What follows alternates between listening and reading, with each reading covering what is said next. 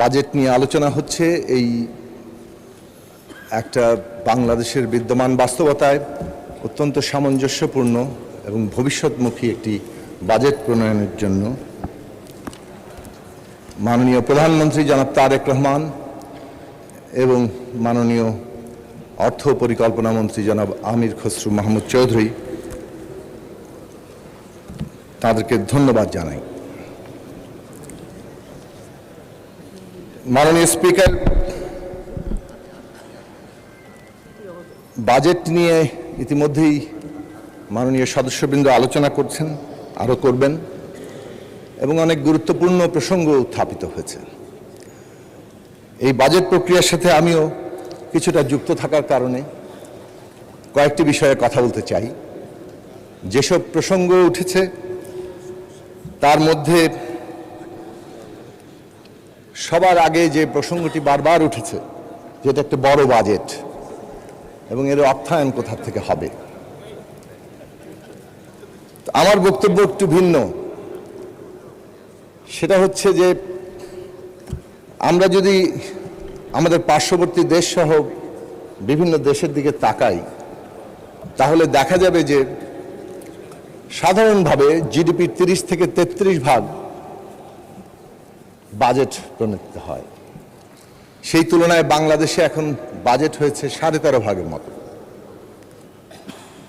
যদি বাংলাদেশের জনসংখ্যার হিসেব আমরা করি এবং আমরা যে বাংলাদেশকে যেখানে নিতে চাই সেই জায়গার বিবেচনা করি, তাহলে আসলে সেই বাজেট বরং আকারে ছোট বাজেটই। কিন্তু বাজেটের আকার, বাজেট ভালো না মন্দ, এই সব কিছু তো আসলে একটা প্রেক্ষাপটের সাথে যুক্ত।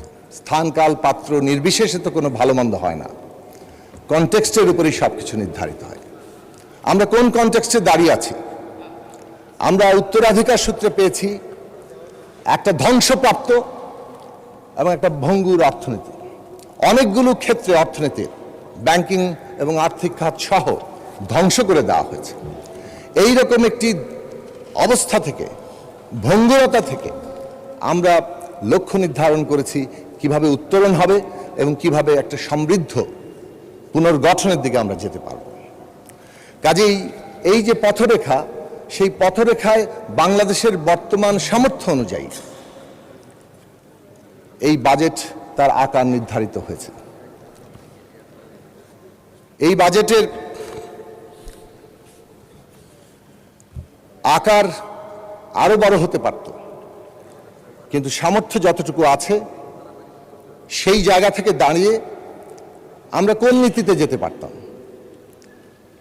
আমরা যদি দুনিয়ার উদাহরণগুলো দেখি, তাহলে দেখব একটা সংকট থেকে যখন অর্থনীতির উত্তরণ ঘটাতে হয়, তখন সাধারণভাবে একটা এক্সপ্যানশনারি, অর্থাৎ একটা প্রসারণশীল বাজেটই সেই কাজটা সমাধান করেছে। ইতিহাসের দিকে তাকালে, বিভিন্ন দেশের দিকে তাকালে এটাই আমাদের সামনে প্রধানভাবে সামনে আসবে। কাজেই আমরা একটা রক্ষণশীল কিংবা সংকোচনমূলক বাজেটের চিন্তা করিনি। রাজনৈতিক সরকার হিসেবে এই বাজেট একটা প্রসারণশীল বাজেট হিসেবে সামনে এসেছে, কিন্তু বাস্তবতার সাথে সঙ্গতি রেখে, অর্থাৎ বিদ্যমান বাস্তবতায় সামঞ্জস্যপূর্ণভাবে যে বাজেট দেওয়া সম্ভব ছিল সেই বাজেটই এখানে প্রণয়ন করা হয়েছে। এবং 9,37,000 কোটি টাকার বাজেট, এটা সবচেয়ে যুক্তিসঙ্গত বাস্তব বাজেট হিসেবেই এবং আমাদের যে সমৃদ্ধ পুনর্গঠনের লক্ষ্য তার সাথে সঙ্গতিপূর্ণভাবে এখানে দাঁড়িয়েছে।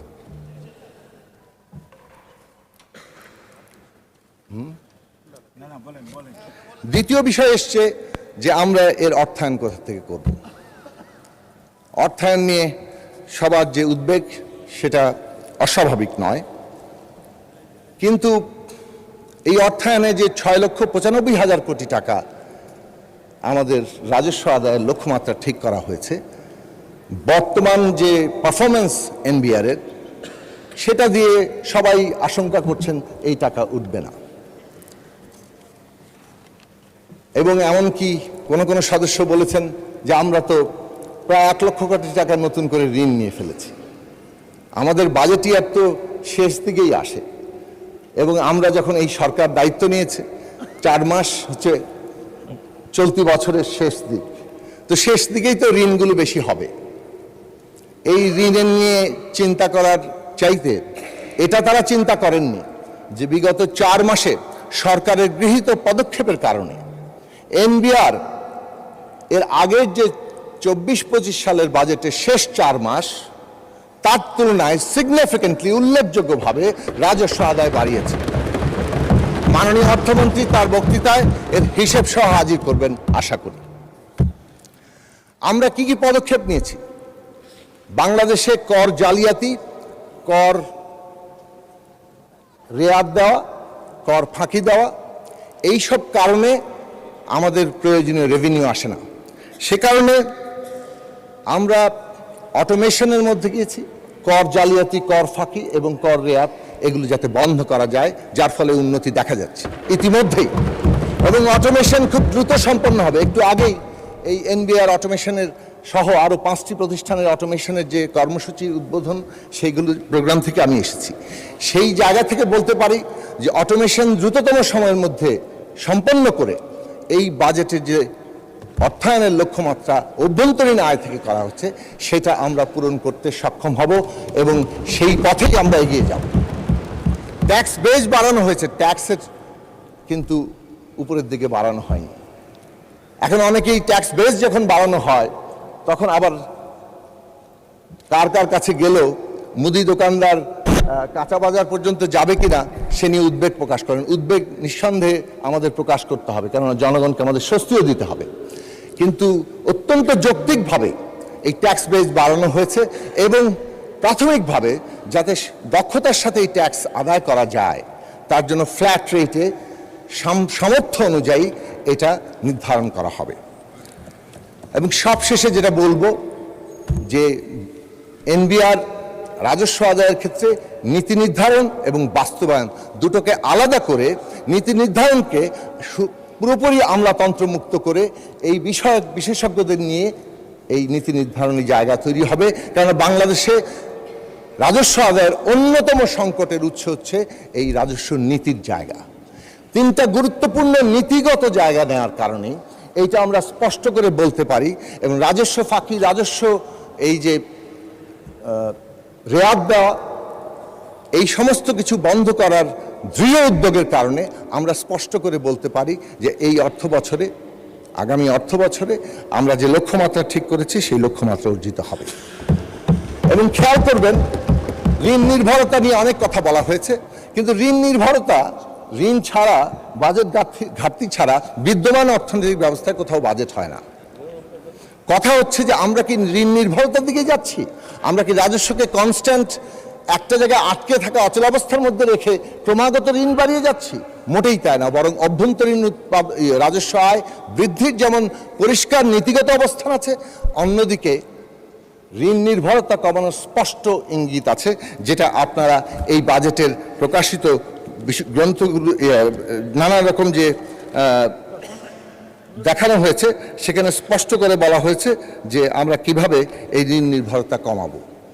এই আগামী অর্থ বছরে শতাংশ আকারে যা ঋণ করা হচ্ছে সেটা পূর্ববর্তী অর্থ বছরের চাইতে কম, এবং এই ধারা অব্যাহত থাকবে এবং আমরা একটা রেশনাল নির্ভরতার দিকেই অগ্রসর হব। এইটা হচ্ছে বাজেটের নীতিগত জায়গা। তাহলে বাজেটের প্রধান দিকটা হচ্ছে যে একটা বাজেট নিছক আর্থিক বিবরণী হয় না। এটা আমরা সবাই বলি, এখানে বহুবার বলা হয়েছে যে বাজেটের মধ্যে একটা দেশের আর্থসামাজিক রাজনৈতিক নীতির প্রতিফলন থাকে।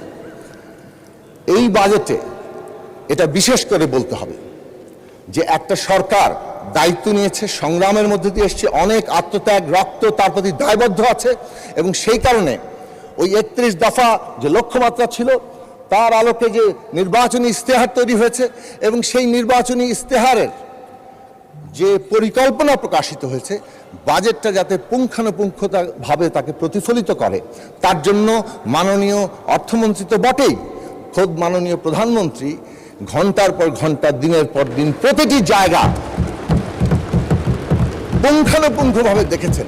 এবং আমরা আবারও বলি, বাজেট প্রক্রিয়ার সাথে কিছুটা যুক্ত থাকার ফলে আমি এটা সাক্ষ্য দিতে পারি যে এইটা বাংলাদেশে একটা দৃষ্টান্ত হয়ে আছে এবং ভবিষ্যতে থাকবে। এইটা একটা ভবিষ্যৎমুখী বাজেট। আবারও বলেছি, সমৃদ্ধ পুনর্গঠনের দিকে যাওয়ার প্রাথমিক ভিত্তি, এবং সে কারণেই একটা সিগনিফিক্যান্ট প্যারাডাইমিক শিফট আগেকার বাজেটগুলোর চাইতে এই বাজেট পরিষ্কার করে প্রত্যেকটি সিদ্ধান্তের ক্ষেত্রে একটা নীতিগত অবস্থান নিয়েছে। সেটা কোন জায়গায় কর কমবে, কোন জায়গায় কর বাড়বে, এটা কোনো রকম কোনো নীতিগত সিদ্ধান্ত প্রত্যেকটি পেছনের মধ্যে আছে। আপনি যদি লক্ষ্য করেন, আমরা দেখব যে একটু সময় বাড়িয়ে দেওয়া যাবে অনেক স্পিকার, তাহলে তো আমার কথা আসলে শেষ হয়ে গেল। আজান দিচ্ছে, আপনার 44 সেকেন্ড আছে। আচ্ছা, আমি সংক্ষেপে শেষ করে ফেলি যে আমরা গ্রোথের কথা বলা হয়েছে, ইনফ্লেশনের কথা বলা হয়েছে, কর কমানোর কথা, কর বাড়ানোর কথা বলা হয়েছে, কিন্তু প্রত্যেকটির পিছনে নীতিগত জায়গা আছে। বাজেট বাস্তবায়নের জন্য পরিষ্কার রূপরেখা তৈরি করা হচ্ছে, এবং সেই রূপরেখা অনুযায়ী আমরা দ্রুততম সময়ের মধ্যে সময়াবদ্ধ এবং ব্যয়সীমার মধ্যে যাতে বাজেট বাস্তবায়ন করতে পারি তার উদ্যোগ নেওয়া হচ্ছে। এবং এই যে ডিরেগুলেশন, এই যে এনার্জি সাপ্লাইয়ের নিশ্চয়তা, এই যে আর্থিক খাতের এবং ব্যাংক সেক্টরের শৃঙ্খলা ফিরিয়ে আনা, প্রত্যেকটি হচ্ছে আমাদের আগামী দিনে বিনিয়োগ নির্ভর কর্মসংস্থানমুখী সারা দেশের